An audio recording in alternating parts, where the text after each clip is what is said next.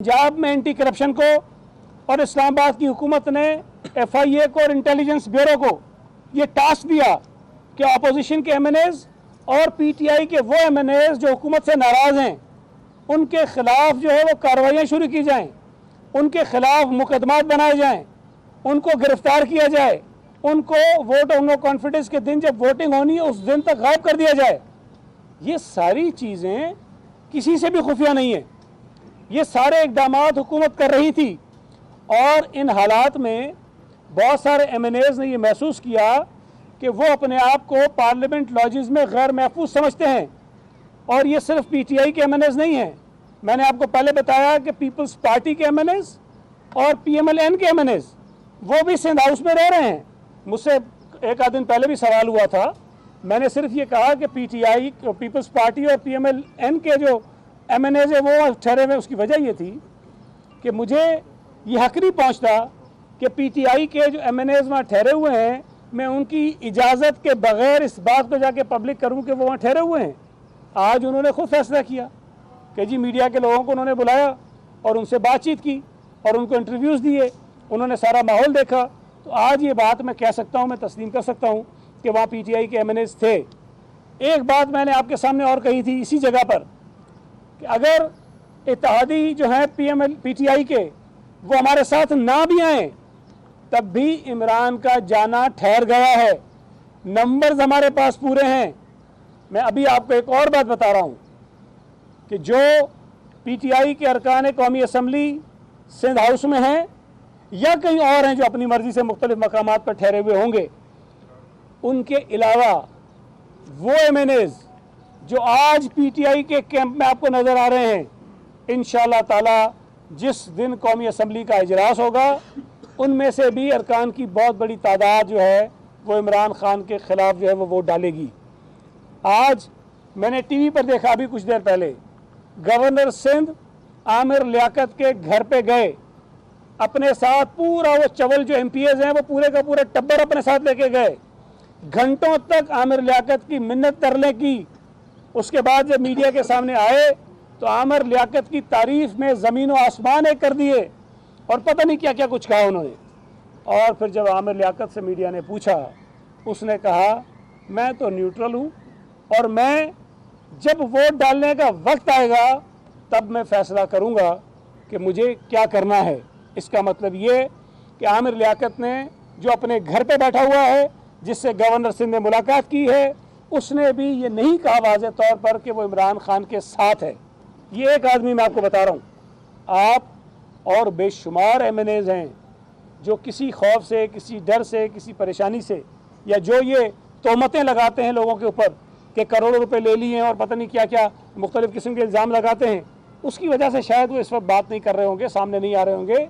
लेकिन ये मैं आपको बता रहा हूँ, मेरी पहली वाली बात भी दुरुस्त साबित हुई, आज वाली बात दोबारा कह रहा हूँ कि जो मेंबर्स PTI के कैंप में बैठे हुए हैं उनमें से भी लोग PTI के साथ नहीं हैं। मैंने पहले कहा था, दोबारा दोहरा रहा हूँ कि अगर तो इस काबीना को, जो इमरान खान की काबीना है, इसको कह दिया जाए ना कि काबीना यही होगी, सिर्फ वज़ीर आज़म ने जाना है, ये सब के सब इमरान खान के खिलाफ वोट डालेंगे। ख़ास तौर पे शेख रशीद और फवाद चौधरी इमरान खान के खिलाफ वोट डालेंगे, इसलिए कि उन्हें पता है कि अगली पार्टी कोई और होनी है उनकी। PTI से अब उनकी मुस्तकबिल की उम्मीदें ख़त्म हो चुकी हैं। मैं एक मिसाल आपको और भी दूँ, जो ये कहते हैं कि जी छुपा दिया और पता नहीं गलत काम कर दिया कोई। जब 2018 में सेनेट के इलेक्शंस हो रहे थे, मुझे पाकिस्तान का नहीं पता पूरे मुल्क में क्या हुआ, लेकिन सूबा सिंध में, कराची शहर में PTI ने अपने तमाम MPs को होटलों में कैद किया था, उनके मोबाइल फ़ोन उनसे छीन लिए थे, उनको किसी से बात करने की इजाज़त नहीं थी। ये सूरत हाल तो सिंध हाउस में नहीं है। जो ठहरे हुए हैं उनके दोस्त भी आते हैं, वो बाहर भी जाते हैं, फ़ोनों पे बात भी करते हैं, फैमिलियों के पास भी चले आते हैं, फैमिली को ले भी आते हैं, सारी आज़ादी उनको हासिल है, वो घूम फिर रहे हैं अपनी मर्ज़ी से। जो रहना चाहता है रहता है, जो नहीं रहना चाहता नहीं रहता है। कई मेंबर हैं जो नहीं रह रहे हैं। तो PTI खुद ये काम करे तो ठीक है, अगर कोई और ये काम करे तो ये गलत है। मैं ये समझता हूँ जो बात चौधरी परवेज़ जिलाई ने कही थी, अल्फाज में वो नहीं दोहराऊंगा जो उन्होंने कहे थे, इनको पॉलिटिकल मैनेजमेंट नहीं आती है, इनको सियासी लोगों को साथ चलाना नहीं आता है। इमरान खान के लिए काम कोई और करता था। इमरान खान ने ये जो हाइब्रिड कहते हैं ना सिस्टम, इसीलिए तो कहते हैं कि बस पता नहीं क्या है, आधा कुछ आधा कुछ। तो आज पहली मर्तबा इमरान खान को जब पता चला है कि अपने लोगों के साथ किस तरह चला जाता है, अपने मेंबर्स को किस तरह इंगेज किया जाता है, अपने मेंबर्स की अगर नाराज़गियां हैं, जो ये जितने मेंबर जो आपके सामने आज आ रहे हैं टीवी पर, वो सबके सब कोई आज से तो पीटीआई के खिलाफ नहीं हुए हैं। आप इनकी असेंबली में तकरीरें उठा लें, आपके इनके टीवी चैनल्स में इंटरव्यू सुन लें, हर आदमी खुलकर पीटीआई की मुखालफत करता रहा है, खुलकर मुख्तलिफ इशूज़ पर, मुख्तलिफ वजूहात पर। आज अगर वो पीटीआई के खिलाफ हैं तो नई बात नहीं है, वो पीटीआई के खिलाफ पहले भी थे, आज उन्होंने खुलकर इजहार कर दिया एक मरतबा फिर। तो मैं ये समझता हूँ कि जो इनके वफाकी वज़रा धमकियाँ दे रहे हैं, मैं उन्हें समझाना चाहता हूँ कि तुम्हारी ये जो न्याजी सल्तनत है, न्याजी हुकूमत है, उसका खात्मा हो रहा है। इतना करना जो तुम कल सह सको, वो करना जो कल तुम बर्दाश्त कर सको। तुम जो यहाँ धमकियाँ दे रहे हो कि सिंध हाउस पे हम हमला कर देंगे, तो एक बात याद रखो कि तुम्हारे अरकान कराची शहर में भी हैं, उनको भी कराची से इस्लामाबाद आना है। अगर तुमने किसी मेंबर के साथ ज़बरदस्ती करने की कोशिश की तो शराफत का लबादा और कसम हमने भी नहीं खाई हुई है। जिस तरह तुम हमारे मेंबर्स को ट्रीट करोगे, बिल्कुल उसी तरह हम तुम्हारे मेंबर्स को ट्रीट करेंगे। अगर हमारे मेंबर्स को ज़बरदस्ती रोका जाएगा, हम तुम्हारे मेंबर्स को ज़बरदस्ती रोकेंगे। अगर यहाँ तुम लाखों का मजमा लगाओगे, हम लाखों का मजमा लगाएंगे। अगर तुम किसी को ज़बरदस्ती रोकने की कोशिश करोगे, हम उनको ज़बरदस्ती अंदर भेजेंगे। अगर तुम किसी को आने से रोकोगे, हम ज़बरदस्ती उनको बाहर लेकर आएंगे। ये बदमाशी और गुंडागर्दी अब नहीं चल सकती। तुम्हारी हुकूमत के दिन गिने जा चुके हैं, तुम फारिग हो गए हो, और तुम ये बात ज़हनी तौर पर तस्लीम कर लो कि जो तुम कहते थे ना मैं उनको रुलाऊंगा, अब तुम रो रहे हो। अब तुम्हारा मुकद्दर रोना है। अब तुम साबिक वजीर आज़म कहलवाने वाले हो। अब तुम जाकर बार बार ये कहोगे मुझे क्यों निकाला, मुझे क्यों निकाला, मुझे क्यों निकाला।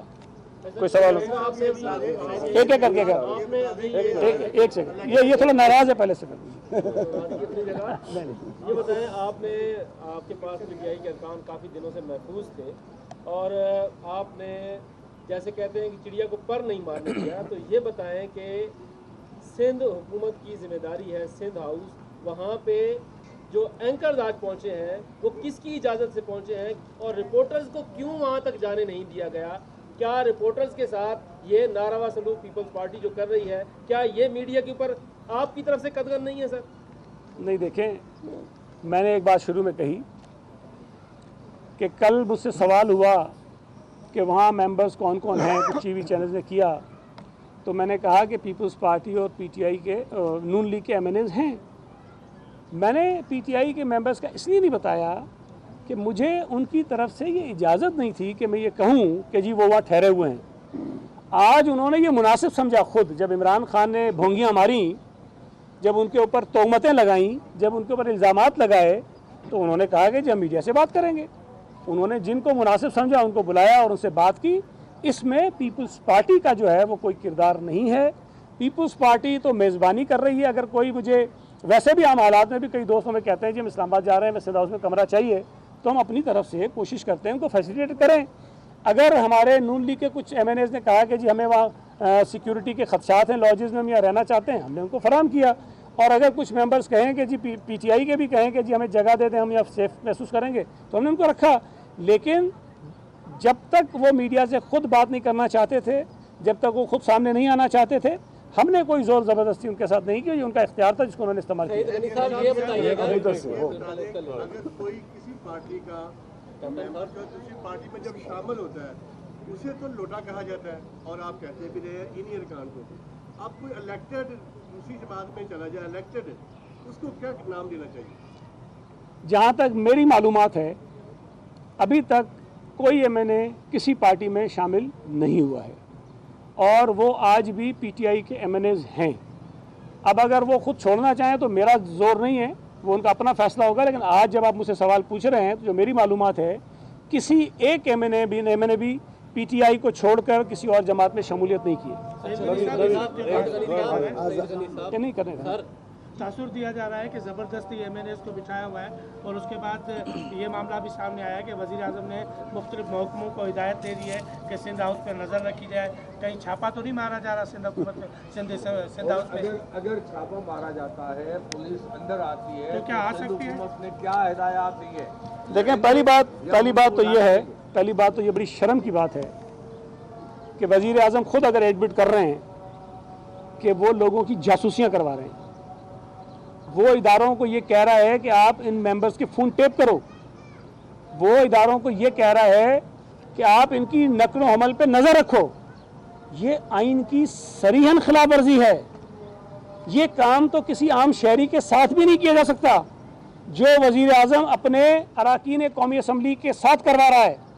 मुझे आप बताइए कि कौन सा आइन और कानून वज़ीर आज़म को ये इजाज़त और हक देता है कि वो किसी इंटेलिजेंस इदारे को ये कहे कि मेरे MNAs के ऊपर नज़र रखो, इनके फ़ोन टेप करो, उनको देखो कि ये किससे मिलते हैं, किधर जाते हैं।